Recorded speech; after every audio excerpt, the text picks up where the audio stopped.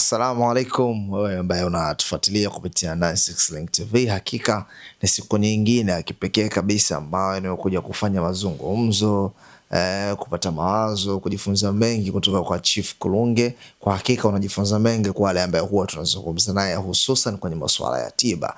Na leo kuna mada nzuri ambayo ukiendelea kukaa hapa utajifunza mengi na mengi zaidi na zaidi. Mimi bwana wananiita Mr. Mamene. Asante kwa kusubscribe, asante kwa kuona like na una comment kupitia 96 Link TV huko YouTube, lakini pia Instagram na mitandao yote ambayo sisi tunapatikana. Chief, assalamu alaikum. Wa alaikum salam wa rahmatullahi wa barakatuh. Naam. Vipi hali Sheikh? Bwana salama kabisa. Asante sana Chief bwana, sisi tunapata madini mengi na hata wanatufuatilia wanajifunza mengi kutoka kwako, na kuna mada ambayo huwa wao wanaicomment baadhi ya watu ambao wanafanya masuala ya tiba, lakini kwao imekuwa haziendi kama vile ambavyo wanaenda kupata hizo tiba. Nikasema nije nikuulize kwako Sheikh, ni sehemu gani ambayo wanakwama, ni sehemu gani ambayo pengine hawapati vizuri? Mtu utakuta anajitoa gharama zake, anajitoa muda wake, anaenda kufanya tiba za asili, anaenda kufanya tiba za sunna, lakini mwisho wa siku mambo yake bado yameganda, mambo yake yanabaki vile vile, pengine ndo anaporomoka zaidi. Wapi anakosea huyu mtu, tumsaidie leo? Naam, shukran sana. Ni swali zuri na kweli changamoto hizo zipo, lakini kabla ya kuanza kukujibu nimshukuru Mwenyezi Mungu Subhanahu wa Ta'ala kwa kutuafikisha siku ya leo tena kukutana na kumtakia ziada za rehema kipenzi cha umma huu bwana wetu Sayyidina Muhammad sallallahu alaihi wasallam. Swala la vipi watu wanafanya tiba alafu tiba inawezekana mfanyaji akiwa anafanya na tumaini kwamba anayemfanyia anaweza akafanikiwa, au anamfanyia dua anayefanya anatumaini kwamba huyu anayemfanyia anaweza akafanikiwa. Labda jambo la msingi, Mungu anasema katika Qur'ani, kumbuka sura ya 16 kama sikosei, aya kama aya 100 kama sikosei. Mungu anasema wanunaziru minal Qur'ani ma huwa shifa wa rahma. Tumeiteremsha Qur'ani hii kuwa tiba na rehema lilmu'minina, kwa wale ambao wenye kuamini. Sasa swala la tiba lina mianya mingi sana. Lina mianya mingi na lina njia nyingi sana, lakini tuzungumzie kwa mujibu wa swali lako vitu hivi viwili. Tazungumzia juu ya Qur'ani na tazungumzia juu ya miti. Qur'ani wengi wanajua kuisoma Qur'ani, lakini ili uweze kunufaika na Qur'ani unatakiwa uwe na mambo mane. Jambo la kwanza ujue kusoma Qur'ani, sawa? Lakini jambo la pili ujue siri Qur'ani. Siri ya Qur'ani ni nini? Sawa? Ukijua kusoma Qur'ani alafu kawa hujui siri ya Qur'ani, basi hutoweza kuifanyia kazi Qur'ani. Lakini ukijua kusoma Qur'ani ukajua siri Qur'ani, basi utajua kazi ya Qur'ani ni nini. Na ukijua kazi ya Qur'ani ni nini, ndio utapata manufaa ya Qur'ani. Sawa? Sasa wengi wetu wanajua kusoma Qur'ani, lakini hawana siri Qur'ani. Na Mwenyezi Mungu Subhanahu wa Ta'ala katika vitabu vinne aliteremsha Torati, Zaburi, Injili pamoja na kitabu cha mwisho cha Qur'an. Lakini kwa mujibu wa Qur'ani, hivi vitabu vingine vinasadikiwa vilitiwa mikono na watu, kwa maana vimeharibiwa, Torati, Zaburi pamoja na Injili. Lakini katika Qur'ani Mungu anasema inna nahnu nazzalna zikra wa inna lahu lahafidhin. Sisi ndio tulioteremsha haya mawaidha na sisi ndio tutakayoyalinda. Kwa hiyo Qur'ani Mwenyezi Mungu Subhanahu wa Ta'ala kaiwekea password. Qur'ani na password ambayo ili uweze kuitumia Qur'ani, kujua Qur'ani, lazima uweze kujua siri ya Qur'ani ni nini. Siri ya Qur'ani, kwa mfano, mtu anaweza akasoma masahafu nzima akawa anajua kusoma Qur'ani, lakini akiwa hana siri ya Qur'ani hawezi kuitumia Qur'ani. Na akiwa hawezi kuitumia Qur'ani hawezi kupata tija ya Qur'ani. Kwa hiyo ili uweze kuijua Qur'ani lazima upate siri al-Qur'ani. Sasa siri ya Qur'ani ukae na wajuzi waliopewa siri ya Qur'ani ili waweze kukupa siri ya Qur'ani ili uweze kuitumia Qur'ani uweze kuleta tija. Sasa mtu anaweza kaenda kafanya dua kwa mtu, lakini huyu mtu anayefanya dua kwake hajui siri ya Qur'ani, lakini Qur'ani anaweza kaisoma. Kusoma Qur'an 100, tusome Hayatul Kursi labda 70, wanasoma kweli lakini hawana siri ya Qur'ani. Sasa ukishindwa, ukiwa hujui, huna siri ya Qur'ani, basi huwezi kujua kuitumia Qur'ani na huwezi kupata tija ya manufaa ya Qur'ani. Lazima uwe navyo vitu. Sasa ndio maana unaweza kukuta mtu anaweza akasoma dua, akasoma Qur'ani, lakini yale majibu yasitoke kwa sababu hajui siri ya Qur'ani. Kwa sababu katika Qur'ani kwamba kila aya ina siri yake. Kila sura ina siri yake. Lazima upewe. Leo kwa mfano unaweza ukatumia simu wewe, simu ambayo gharama labda ya 300,000, 400,000 mpaka milioni. Lakini unaweka nini? Unaweka password. Password lengo lake nini? Sio kila mtu aweze kuingia katika simu yako na kuangalia kilichokuwepo ndani ya simu. Kwa Mungu alipoteremsha kitabu cha Qur'ani, kuna vitabu vilitangulia, vikatiwa mikono, wenyewe vinajieleza. Mfano ukisoma katika kitabu cha Taurati, kule katika Yeremia 8:8 inasema mwasemaje sisi tuna akili na Taurati ya Bwana tunayo pamoja nasi, lakini tazama kalamu yenye uongo ya waandishi imeifanya Taurati kuwa uongo. Kwa kuna watu wameingiza mikono ndani ya Taurati. Kwa hiyo Mungu alipoleta kitabu cha mwisho Qur'ani akakiwekea password kwamba si kila mtu anaweza akaingia katika Qur'ani. Utasoma Qur'ani, utaishia kusoma Qur'ani, ili kupata siri ya Qur'ani lazima upate mtu ambaye atakupa siri ya Qur'ani. Ndio maana hata maswahaba wa Mtume sallallahu alaihi wasallam walikuwa wamefundishwa na Mtume, lakini waliokuwa wanajua siri ya Qur'ani ni wachache. Kwa hiyo ili kuweza kupata tija na manufaa ya Qur'ani lazima uweze kujua siri ya Qur'ani. Nitakupa mfano mmoja. Baada ya Mtume sallallahu alaihi wasallam kuondoka katika dunia, alikuja halifa wa kwanza alikuwa ni Abubakar Siddiq. Abubakar Siddiq akamtuma moja katika maswahaba wa Mtume, anaitwa Hassan ibn Marwan. Hassan ibn Marwan alitumwa katika hii Afrika Mashariki. Wakati huo alifika katika mji wa Tanga. Tanga wakati huo ilikuwa haitwi Tanga, ilikuwa inaitwa Ntangata. Jina la Tanga lijazaliwa. Alifika sehemu moja inaitwa Handeni. Sawa katembelea mpaka Bumbuli. Sasa alipofika pale Handeni, yule bwana akaweka makazi. Baadaye akatembelea sehemu moja inaitwa Bumbuli. Alipofika Bumbuli akakuta kuna kesi pale. Huyu katumwa na sahaba wa Mtume kuja kutangaza Uislamu. Na ndio tunafuta ile dhana kwamba watu wanasema Uislamu umeenea kwa mapanga. La, kuna watu wasome wamekuja kwa lengo la kufundisha Uislamu, na Uislamu umefika kwa ajili ya watu kufundishwa. Kwa hiyo sahaba huyu alipofika pale Tanga alikuta kesi. Nguruwe pole walikuwa wanaingia katika mji ule wa Bumbuli, walikuwa wanatafuna mpaka watoto. Alipofika Hassan bin Marwani muda mchache akapata kesi, wenyeji wanamwambia kwamba kuna nguruwe pole wanaingia wametafuna mtoto mwenyekiti wa kijiji. Umeona bwana? Sasa huyu ametumwa na sahaba wa Mtume ambaye ni khalifa wa kwanza Abubakar Siddiq kuja kutangaza Uislamu. Yule bwana alipopewa kesi hii alimwambia maneno gani? Alimwambia leteni vitambaa 4. Wakampa vitambaa 4, yule bwana vitambaa 4, kila kitambaa kimoja akaandika Qur'ani. Kila kitambaa kimoja aya za Qur'ani. Alafu akamwambia nipelekeni katika mwisho wa mji. Huu mji wenu, kijiji chenu, nipelekeni mwisho. Basi yule bwana akaenda akawa amevifukia vile vitambaa mwisho katika kila pembe 4 za ule mji. Akawaambia kwamba si nguruwe poli watakaoingia hapa tena. Kawaambia hata tembo hataweza kuingia katika mji huu toka siku ile. Na kweli nguruwe poli wala wanyama wakali walikuwa hawezi kuingia katika mji huu. Alijua siri ya Qur'ani, akaitumia Qur'ani kutatua tatizo kubwa lililokuwa katika jamii. Umeona? Huyu mtu sasa unaweza kukuta mtu hana elimu yoyote ya dini. Sawa hajasoma, anakuambia hii ni ushirikina. Kumbuka huyu ni sahaba, kamsoma Mtume, katumwa na sahaba wa Mtume ambaye ni khalifa wa kwanza, sawa, wa Uislamu ambaye ni Abubakar, amekuja kufundisha Uislamu, anatatua tatizo la jamii kwa kutumia Qur'ani. Sawa. Sasa mtu mwingine akwambia huyu ni ushirikina, ukimpima katika mizani yake huyo unakuta elimu ya dini hana. Sasa kama ushirikina kaufanya huyu sahaba wa Mtume sallallahu alaihi wasallam, ina maana yeye alikuwa hajui Islam.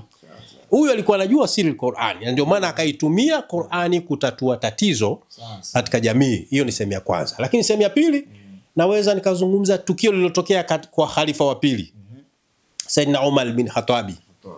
Wakati wa utawala wake, mfalme wa Roma, anakumbuka Roma kipindi kile ilikuwa ni Roman Katoliki. Baada ya Roman Empire ikaja Roman Katoliki. Alikuwa anaumwa yule mfalme. Kichwa kilikuwa kinamuuma sana. Wamehangaika kumtibu, ameshindwa. Maana kichwa inasemekana kilikuwa kama kinapigwa nyundo, kinalia, kinagonga hivi. Basi mmoja katika mawaziri wake akasema, jamani, kwa nini tusende katika nchi ya Hijazi kule, wenzetu Waislamu kule, kuna Waislamu kule, kuna mtume wa Mungu. Wanaweza katatua ile tatizo. Wakatumwa jopo la watu likaenda mpaka likafika katika mji wa Madina. Wakati walipofika pale wakakuta kweli mtume alikuwa kaishaondoka, utawala Abubakar naye kaondoka, wamefika katika utawala wa Saidina Umar bin Khattab. Walipofika pale wakamweleza lile tatizo. Angalia, huyu ni khalifa, sawa, wa pili anaongoza dola ya Kiislamu. Wakamweleza, bwana, sisi mfalme wetu anaumwa, sawa, tatizo kubwa ni kichwa. Saidina Umar nini alichofanya? Aliwaambia, leteni kitambaa. Alitoa kitambaa cheupe, akakiandika maneno kile kitambaa. Alipokiandika akatengeneza kama kofia. Akamwambia, nendeni mkampe mfalme wenu akivaa hiki. Akikivaa kichwa kitaacha kuuma. Kwa hiyo wakaichukua ile kofia, akaenda wakafika kwa mfalme, wakamvisha. Alivovaa yule mfalme kichwa pale pale kikaacha kuuma. Lakini Saidina Umar aliwaambia avae kwa miezi 3 mfululizo, asivue kwa miezi 3. Yule bwana kweli alipovaa mwezi wa kwanza ulipokwisha akakivua. Alivovua tu kichwa kaendelea kugonga. Alivovaa tena ile kichwa kimeacha kuuma. Akalazimika kuvaa kwa miezi 4. Sasa mwezi wa kwanza ule alivovua akavaa tena kwa miezi 3. Baada ya kupita miezi 3 akavua kichwa kimeacha kuuma. Sasa wakawa wanajiuliza, huyu kaweka nini katika kofia? Ikabidi wakaifungua ile kofia. Walipoifungua ndani wakakuta maneno machache tu. Imeandikwa, Allahumma saqata marazi bibarakati bismillahir rahmanir rahim. Mbona bwana? Maneno machache tu. Kwa hiyo Saidina Umar alikamponyesha mtu, sawa, kamponyesha mtu maradhi ya kichwa kwa kutumia bismillahir rahmanir rahim. Mbona? Leo kuna mtu anaweza kasoma masafu nzima akamsomea mtu na mtu asipone. Mbona? Sasa huyu kwa nini kafanya hivyo? Kwa sababu alikuwa anajua siri Qur'an. Akaitumia Qur'ani kwa kutatua tatizo lilo kwa jamii. Viko visa vingi sana. Kuna maswahaba wameshawahi kumtibu mtu aliyeumwa na nyoka kwa kutumia surat Fatiha. Surat Fatiha, mtu kaumwa na nyoka na alikuwa anakaribia kufa. Kaponyeshwa kwa surat Fatiha. Na kisa kikaenda mpaka kwa Mtume sallallahu alaihi wasallam. Alipofika kwa Mtume kueleza, Mtume akacheka sana. Akamuuliza yule sahaba, nani alikwambia huyu kwamba ukisoma hii surat Fatiha kwamba mtu anaweza akapona? Yule bwana akasema, mimi nilipata tu ile kama ilhamu, nikaona Qur'ani inaweza kaponyesha. Basi Mtume akaomba na yeye katika kile kwa sababu alipewa mbuzi 40 wale. Akamwambia, basi na mimi wa kwangu niwekeni hapo. Mtume akachukua na yeye akaenda akatumia wale mbuzi. Unafahamu vizuri? Sasa na kuonyesha siri ya Qur'ani. Sasa kwa swali lako uliouliza kwamba kwa nini mtu anaweza akasoma akamsomea mtu lakini mtu asipone, kwamba wengi miongoni mwetu hawajui siri Qur'an. Siri Qur'an ndiyo itakufanya wewe uitumie Qur'an iweze kuleta manufaa katika jamii, iweze kumsaidia yule unayemkusudia. Sasa si Qur'an pekee. Hata katika masuala ya tiba hizi za miti. Tiba za miti inatakiwa ujue na vile siri. Nawe na mambo mane vile. Mfano kuna mti mmoja au mimi nilielekezwa na mzee wangu mmoja yuko Mbeya huko vijijini. Huyo mzee ana miaka 100 na mpaka sasa hivi inafika miaka 111. Mashaallah, bado yupo hai. Bado yuko hai na ana nguvu. Mnaenda naye polini na anachimba dawa. Ana nguvu, yuko vizuri. Ana miaka 111.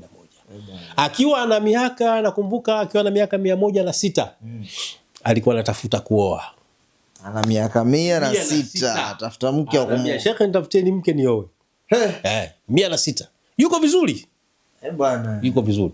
Haya masuala ya simu hatumii kabisa. Sasa huyu mzee mimi alinielekeza dawa moja, mti mmoja unaitwa mgude.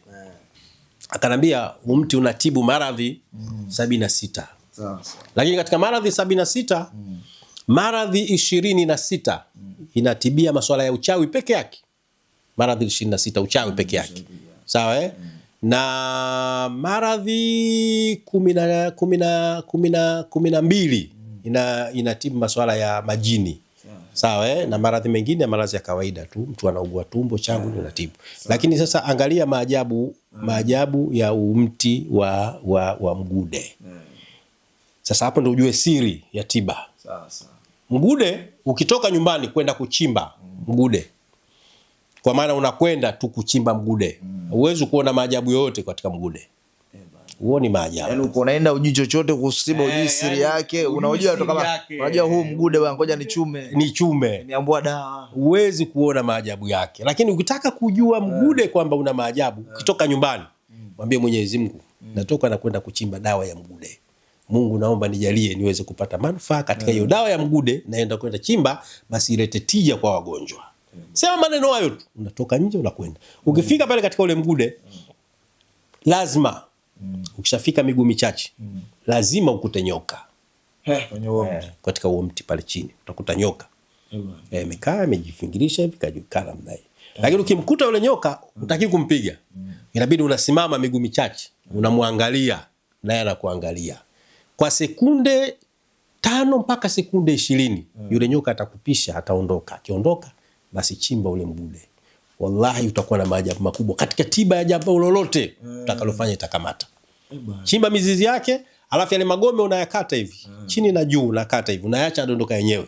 Yale yatakayodondoka kijifunua katika masuala ya tiba zote, uzazi, sijui nini, kufungua vifungo, inasaidia. Lakini yale yatakayojifunika hivi, basi yanasaidia kwa mtu labda na kesi. Mtu ana kesi kasingiziwa, hata kama yuko ndani, kitumia lile kwa uwezo wa Mungu atamjalia anatoka. Hata kama kafungwa, atatoka kwa uwezo wa Mungu kitumia ile. Sawa. Kwa unachimba ile. Sasa hii siri yake ya kujua kwa nini nyoka yule anakaa pale, yule ndo atakupa ishara kwamba dawa hii itasaidia au isaidii.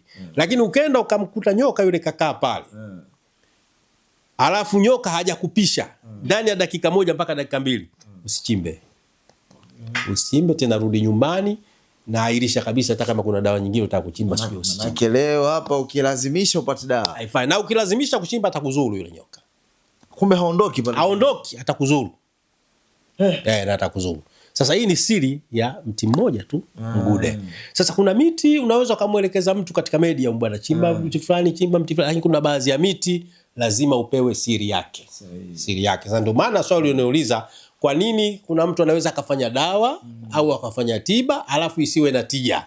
Sawa isiwe na tija kwa sababu hajui siri. Na siri aliyotoa siri hiyo ni Mungu mwenyewe. Sawa ni Mungu ndio akatuwekea password katika hizi dawa, akatokea password katika kitabu cha Qur'ani. Sasa ukisoma pasina kupata ile siri yake, majibu haji, hawezi kupata. Ni sawa sawa na code number ya simu. Sawa, mtu akikupa code number ile ya namba ya simu alafu akakosea namba hii, hauwezi kupiga ukampata unamkusudia. Itakwenda sehemu nyingine. Na ndio tiba zilivyo na ndio dawa zilivyo. Kwa swali ulouliza kwamba kuna watu wanafanya dawa, wanafanya tiba lakini hawapati majibu, tatizo linakuwa ni hilo. Inawezekana mtu anakwenda kwa mtu anakufanyia dua lakini hajui siri ya dua. Anakufanyia tiba, hajui siri ya tiba. Hivi vitu vyote hivi viko katika password, vimewekwa katika password ambazo unatakiwa ujue kwamba huyu mtu tatizo lake hili anatakiwa afanywe nini. Huyu shida yake anatakiwa afanywe nini. Si kila mtu anayekuja anatakiwa afanywe hivi, afanywe hivi. Kwa hiyo iko katika sura hiyo. Kwa hiyo lazima upate siri ya lile jambo, uweze kujua kuliingia kwake na kutoka kwake. Kwa uwezo wa Mwenyezi Mungu, Mungu atafanya wepesi jambo litakuwa. Kwa sababu hii elimu yote tunaitumia sisi, elimu ya tiba, elimu ya Qur'ani, mambo mengine hayo, mjuzi mwenye elimu yake ni Mungu. Na Mungu yeye kawapa manabii wametufundisha sisi. Sasa hawa manabii sisi tukienda katika njia waliofundisha manabii, mafanikio yanapatikana. Lakini ukienda tofauti na hivyo, mambo yanaenda tofauti hivyo, huwezi kutoboa. Huwezi kutoboa. Kwa hiyo ni siri. Ukishajua siri ya ile jambo, basi Mwenyezi Mungu atakufanyia wepesi. Sawa. Natumai hapo utakuwa umepata funzo kubwa, kwa sababu malalamiko yamekuwa mengi bwana. Unaona mtu bwana anajua kusoma Qur'ani, wakasema huyu anisomee bwana, huyu bwana anajua tiba bwana, huyu akinipa dawa zake sawa. Hapana bwana, lazima ujue anatambua haya mambo kama ambavyo amefafanua Chief Kulungi hapa. Hili ni darasa zito ambalo alipata hapa 96 Link TV. Chief, pia kabla tuende kwenye mada yetu ya pili, kuna jambo limenijia kichwani hapa. Sasa hivi mitandaoni linazungumziwa sana. Nataka kujua pengine hukumu yake kwenye hili swala. Kumsingizia mtu kitu kizito ambacho kikampelekea kikazua taharuki. Kwa mfano, Doto Magari ni influencer mitandaoni. Lakini kuna sakata la madada mmoja aliibuka mitandaoni na kusema kwamba Doto Magari ameathirika. Imefika hatua watu wamekuwa wanamtania Doto Magari kwa kumtengenezea video kama mwembamba amekonda. Wengine wanasema mitandaoni kwamba na yeye bwana una ukimwi kweli bwana, wengine wameathirika kweli. Sijajua yeye ameipokeaje, lakini anaonesha yuko sawa, lakini pengine moyoni mwake muda mwingine inakuwa sio nzuri. Ipi hukumu ya kumsingizia mtu tukio linamwathiri kwa namna hiyo kisheria, labda kwenye mambo ya dini ipo vipi? Inshallah, swali zuri. Kwa mujibu wa sheria ya dini, kwanza Mungu ametukataza kwanza kumzania mtu zana mbaya. Kumzania mtu zana mbaya ni jambo ambalo Mwenyezi Mungu Subhanahu wa Ta'ala katukataza katika Qur'an. Ukisoma kule katika surati Hujurati imeelezwa kwa urefu zaidi. Lakini jambo la pili, kumsingizia mtu jambo ambalo hanalo. Jambo ambalo hanalo na vile vile Mtume sallallahu alaihi wasallam ametukataza. Kwa nini? Kwa sababu Uislamu unatutaka kuulinda haibu ya mtu. Kwa maana hata kama ingekuwa ni kweli yule mtu ana tatizo lile, basi huyu aliyomsingizia alitakiwa amlindie aibu yake. Asiliseme. Kwa nikija kwa upande wa ndugu yangu Doto Magari aliyesingiziwa, mimi labda nimpe faraja kwa kumweleza Mungu katika Qur'ani anasema wa'asa an taqra'u shay'an wa huwa khairu lakum wa'asa an tuhibbu shay'an wa huwa sharru lakum. Mnaweza mkalichukia jambo lakini huenda likawa ni khairi kwenu, na mnaweza mkalipenda jambo likawa ni shari kwenu. Mungu anasema nyinyi hamjui, lakini Mwenyezi Mungu yeye ndo anajua zaidi. Sasa inawezekana hii engo ya kusingiziwa ukimwi Doto Magari, inawezekana kwa upande wake kachukia, lakini inawezekana ikawa ni kheri kwake. Kwanza, jambo la kwanza ni bwana ni maarufu, lakini inawezekana ukaongezeka umaarufu wake kupitia engo hiyo. Kuna watu walikuwa kuna watu walikuwa hawamjui Doto Magari, lakini kutokana na engo hii wakabidi wamtafute, wamjue ni nani, wamuone. Umeona bwana, inawezekana kwamba umaarufu wake ukazidi na akapata neema zaidi kwa engo hiyo ya kusingiziwa mabaya. Kwake kama jambo baya limelichukia, limemkera, lakini kwa upande wa Mungu anasema inawezekana ikawa ni kheri kwake. Maisha yake yakawa mazuri zaidi kupitia kusingiziwa huko. Sawa Kwa sababu Mwenyezi Mungu ndio anajua huyu aliyomsingizia alimsingizia kwa nia ya kumdondosha, lakini inawezekana umeona bwana ikawa ndio imepanda zaidi kutokana na hivyo. Ndio maana sisi tunatakiwa, narudia kwamba tujaribu sana kulinda aibu za wenzetu. Dini inatufundisha hivyo. Hata kama unamkuta mwenzako ana aibu sawa, wewe unaijua, kama watu hawaijua, basi wewe kaa kimya, usiwe sababu wewe ni mtu wa kwanza kuweza kumpakazia. Lakini na huyu ndugu yangu inaosemekana aliyompakazia Doto Magari, hatujui nia yake ni nini, lakini ni jambo ambalo Mwenyezi Mungu anasema siku yanazunguka. Leo umemsingizia huyu, inawezekana na wewe ukaja kusingiziwa jambo likawa baya zaidi kwako kuliko ni uliomsingizia huyu. Kwa hiyo mimi naomba kama alifanya kwa nia mbaya au kwa nia nzuri, jambo kama hilo mimi namuomba Mwenyezi Mungu amjalie haepukane nalo, jambo la kutoa aibu za jamaa yako, rafiki yako au binadamu mwenzako. Kutoa aibu yake inakuwa ni jambo ambalo halistahili kwa mujibu wa dini, hata mazingira vile vile. Nafikiri hata kuna baadhi ya watu inawezekana wakawa wamemlaumu kwa sababu Doto Magali ana jamaa zake na rafiki zake na ndugu zake. Usitegemee leo ukamsingizia vitu ambavyo vinamletea athari katika familia yake. Wale jamaa zake wa Doto Magali lazima hawatokuangalia vizuri wewe, utakuangalia vibaya. Umeona? Ukizingatia na familia yake, na familia yake na jamaa zake wa karibu atakuangalia vibaya. Kwa hiyo ni jambo la kuepukana nalo sana, na dini inapokataza jambo huwa inalinda mipaka ya wewe mfanyaji, inalinda mipaka ya yule mwenye kufanyiwa. Sawa? Kwa mantiki gani? Mantiki hiyo kwa maana unaweza ukaongeza maadui, unaweza ukaongeza chuki kwa maadui ambao huwajui. Leo mtu anaweza kawa ana maadui anawajua. Sawa? Ajua fulani adui yangu, fulani adui yangu, lakini kwa kitendo cha kusema vibaya mtu fulani unaweza kaongeza maadui ambao wewe huwajui, na ni jambo la hatari katika maisha. Kwa tendo kama hili mimi napenda kuiambia jamii yote kwamba tujitahidi sana kulinda aibu za jamaa zetu, za marafiki zetu. Usipende kutoa aibu ya mwenzako, ni jambo ambalo halifai, utaongeza maadui, lakini vile vile mbele ya Mwenyezi Mungu Subhanahu wa Ta'ala utakuwa umejitengenezea mazingira magumu. Kwa hivyo sawa, mimi nafikiri Chief bwana, tumezungumza la msingi kuhusiana na masuala ya tiba na mtu kufanikiwa na kutokufanikiwa na vipi vya msingi vinavyotoka vipatikane. Basi ikikupendeza Chief, watajie nambari zako za simu kwa urahisi wa kukupata kwenye masuala ya tiba na dua na ofisi zako ambapo zinapatikana. Inshallah, namba za simu ni 0711611191. Yote hii ipo katika WhatsApp, na 0744 155566. Hii nayo ipo katika WhatsApp. Ofisi zangu kwa Dar es Salaam mimi napatikana Mwembe Chai pale. Mwembe Chai pale jirani kabisa na Super Doll pale kwa nyumba kwa Shea zamani pale jirani, lakini kwa Morogoro napatikana Kiwanja Ndege, na tushafungua ofisi yetu kule Morogoro. Kwa hiyo kama mtu ana jambo lolote basi inshallah mawasiliano ni hayo inshallah. Naam. Basi mimi kwa leo niseme Sheikh wangu, shukrani sana kwa darasa yako. Inshallah, asante. Nashukuru sana. Kwa hayo mengi na machache, mfuatilie Chief Kulunge kwa ajili ya kupata madini mengi zaidi kwa masuala ya tiba mengi zaidi. Mimi bwana, vitu vingi nakuwa navichukua kwake bwana. Sijui jambo fulani nachukua ujuzi kwake, mambo mengine yanaendelea. Brighton Msimama, na hii ni 96 Link TV. Shukrani sana. Asante kutazama interview hii. Usisahau kusubscribe, like, comment na kushare.